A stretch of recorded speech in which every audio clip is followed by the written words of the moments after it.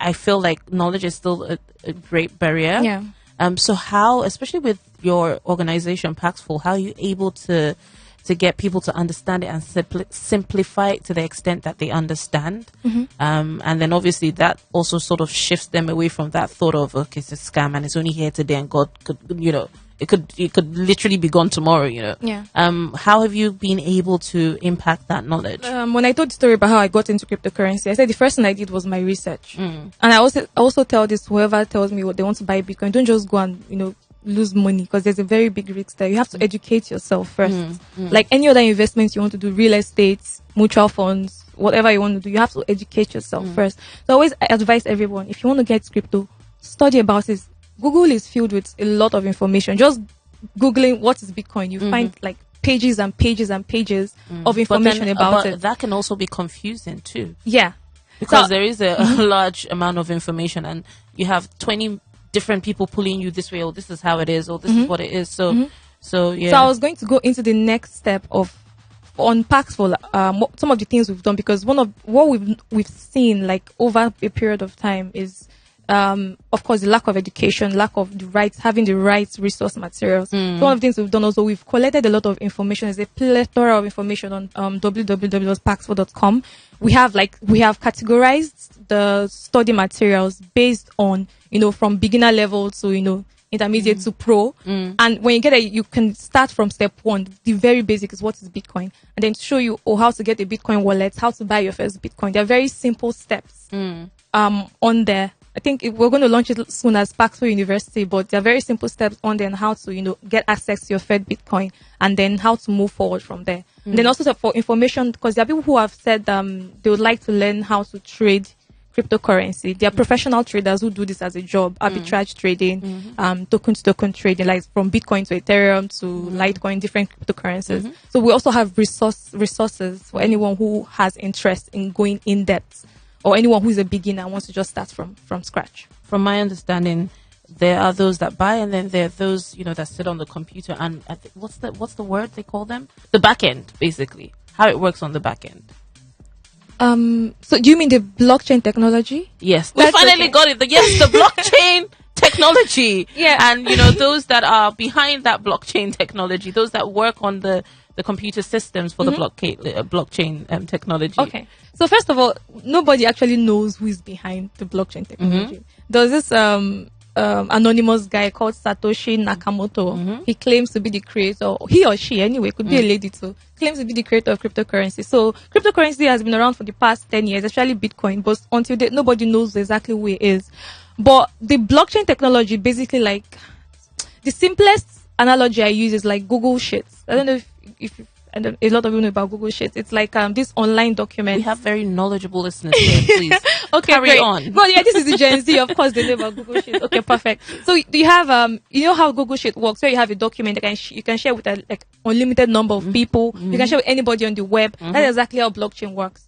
Right. So with blockchain technology, when you transfer Bitcoin, anybody anywhere in the world, once they have your Bitcoin address or the hash key, they can use it to check the transaction flow, where the Bitcoin came from, where it's going to, how it was spent. Like if you spent 1 Bitcoin and you distributed it among 20 people, 0.0 whatever, the blockchain has a complete record online on how that Bitcoin moved around from one wallet to another. Now there's nobody controlling it on that back end. Because the system, the technology has just been created out and put out there for us to, enjoy. So there's nobody actually behind it right now. But when you go on blockchain, there's a website called blockchain.com. You can simply see all the transactions happening online. Do you think that there would be a point in time where cryptocurrency will take over even, the banking systems, Certainly. But I do feel like there'll be a lot of pushback because that's a whole industry gone, employment and whatnot, gone. And, now literally down to just the computer and tech systems. Yeah. So that's the, I don't want to use the word unfortunately, but at the same time, technology is something that we cannot run away from. It's here and it's not going away anytime soon. Now already, the reason why I said certainly it's going to take over, the current financial system as we know it is because already in some countries like El Salvador, for example, you can see they've accepted cryptocurrency as their legal tender. That's their official money now. They have their own. They don't have their own local currency. They use US dollars, but they decide to move away from that over dependence into using the cryptocurrency platform. And you see a lot of this happening, as time goes on. In I think it was New Zealand, they've started allowing financial companies, fintech companies, to pay salaries with cryptocurrency, and they recognize that as salary payments. And I think Russia is also adopting the same thing as well. They created a sandbox for this.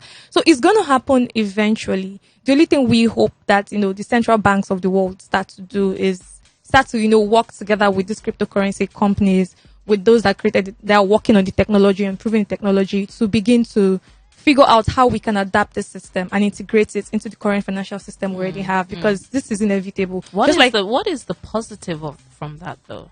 Okay, so for an economy, let's use the African economy as an example. For an economy like Africa, where one of the biggest challenges we have is free trade within our countries. Like, I can't send money from Nigeria to Ghana. I have to first convert it to dollars. And then I have to convert my Naira to dollars, and then dollars to Ghana cedis before a friend or a relative in Ghana can receive that money. That's one of the biggest challenges, and so one of the economic restrictions we have so far. So if we move from over dependence of dollars into using cryptocurrency, I think it's to reduce that friction we have and that loss we have in our exchange rate. And you can just make that transfer instantly, because cryptocurrency is instant. All you need to just transfer, convert, and wherever it is received directly in their bank account or mobile money wallet or whatever system they use. So I think it will help, that free movement of money will help improve our current financial system. It will help improve free trade with our other African countries, and even for international countries as well. Because as you know, in Nigeria, we have this capital control where we can't send more than $10,000 outside of Nigeria. But you have businesses who push more than 100K, 200K, 300K, 500K. They need to, pay suppliers in China, in Europe. They need to, repatriate funds. They're foreign companies. They need to repatriate funds back to their home country. But then you have this small restriction of just $10,000, So cryptocurrency can help solve that problem, remove that restriction, and, make transactions easier, faster, and smoother. It's already doing that anyway. It has just not been adopted on a large scale.